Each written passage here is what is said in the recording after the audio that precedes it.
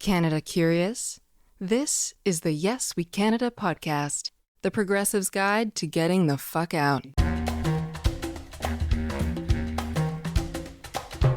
This episode is called Jump Down, Turn Around, Pick Your Passport. Hi, I'm Matt Zimble. Progressives, I know you. I know what you're thinking. Woo-hoo! We just saved the Republic. Oh, say, can you see by the dawn's early? Can y'all get me some drum and fife music? I feel like dancing.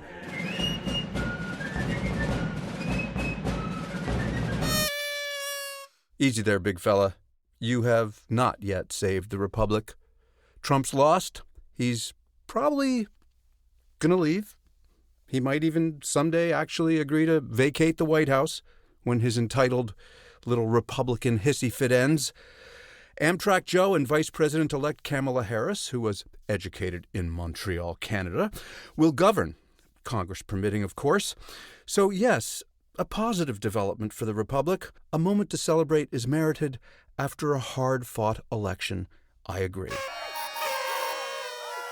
Good. Feel better? Well, my fellow Americans, I do love your spirit and your eternal optimism, and I do hate to burst your bubble with irritating facts. But I keep telling you, Moscow Mitch McConnell has appointed over 200 right-wing judges and 3 Supremes, all of whom will die on the bench. Plus, Republicans did well in the elections, nationally and statewide. They may control the Senate again. And don't forget, your deplorables have 300 million guns. Many of them are military assault weapons. And former presidential special counselor Steve Bannon, currently on bail for fraud, has publicly suggested that an American doctor who was one of the world's leading epidemiologists undergo a beheading during a pandemic. So, yes, you are still moving to Canada. I'm sorry. Now, to do so, you have to apply, take a test, whip out the credit card, yada, yada, yada. We've been through this before on other episodes. We're not going to go through it again. And after you're approved for your permanent resident status, you become a landed immigrant. And once that happens, you may actually apply for Canadian citizenship if you have remained in the country for 1,095 days, including winters, you wimp. Now, once you apply for citizenship, you'll have to take a test, which is why you're listening to this podcast. When you become a Canadian citizen, and you will pass the test, you'll have the right to retain your American citizenship, and I highly recommend doing so, because this will give you 2 passports and you will maintain the ability to work in the United States. The only downside is that you'll have to continue paying your American taxes even if you do not work or live in America. Giving up your American citizenship, or what the State Department calls denouncing, is difficult, expensive, and super stupid. For some reason, it's also very popular. So much so that the U.S. government recently raised the cost of denouncing from $450 to $2,350 American. It's the highest cost in the world for renouncing your citizenship. My theory is that your soon-to-be ex-President Trump was afraid that under his presidency, everyone, including his family, would eventually get repulsed and want to leave. To stop the exodus, he raised the rate. In any event, you do not want to renounce because, as it says on the State Department website, renouncing is a serious and irrevocable action. Somewhat like when Secretary of State Rex Tillerson was caught off mic calling Modis a fucking moron.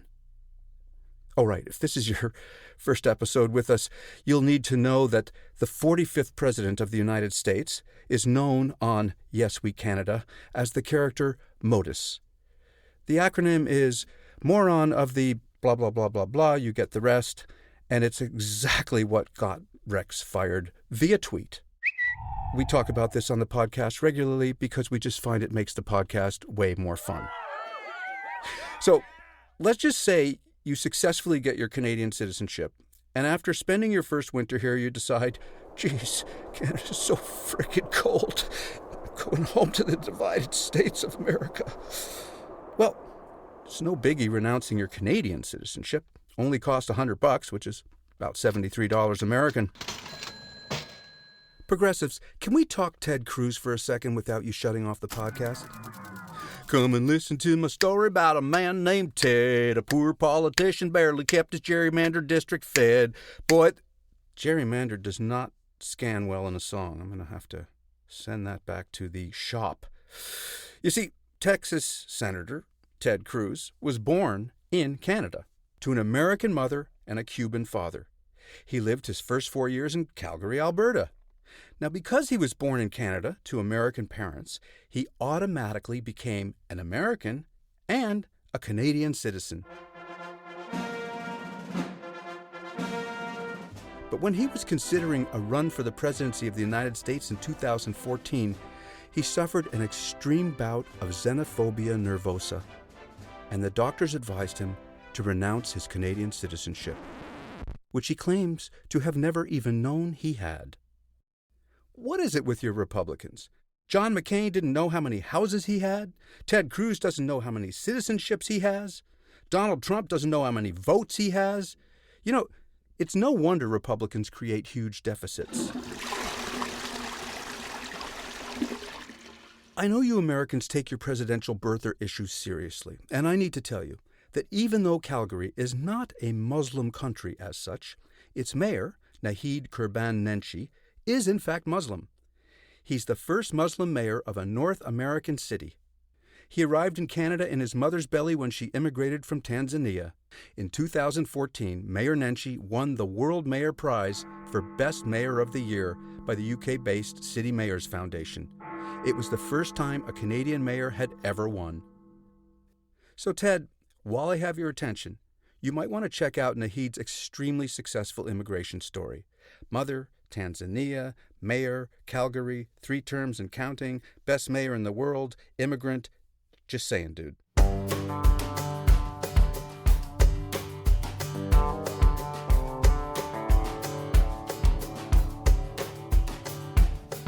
On June 20th, 2010, Ted Cruz renounced his Canadian citizenship with this tweet from his spokesperson, Catherine Fraser. It's official, y'all.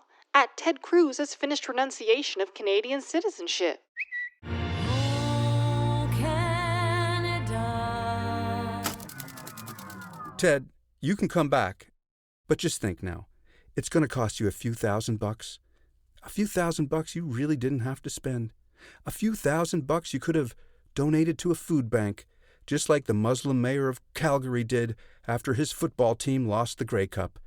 Oh yeah, the Grey Cup is like your Super Bowl, but with 3 downs instead of 4, a much bigger playing field, and poverty-stricken players. Deep again, and this time the catch is made, and it is. Come on, Well, you're a progressive, and surely Ted fucking Cruz is not one of your influencers. So just because he renounced his Canadian citizenship, you would never renounce your American citizenship, would you? Well, would you? Of course you wouldn't. America's the greatest country in the... Yeah, right. Here's another reason you do not want to renounce your U.S. citizenship. If you are not a U.S. citizen, you need to get a work permit to work in the U.S. It's called a green card, and it is essentially a license for a foreign national to earn green in the U.S. Ask most Canadians what they would do to get an American green card, and you'll hear things like, oh, let's see, I guess I could give up one of my children. Oh, that's a tough one. A green card. Maybe you could take Grandma? Hi, honey. Oh, you've grown. Where are we going? Hey, who are these men? Where are you going? Where are you going? So you would never, ever give up your American citizenship. And now you'll have 2 passports. You are what we call bi.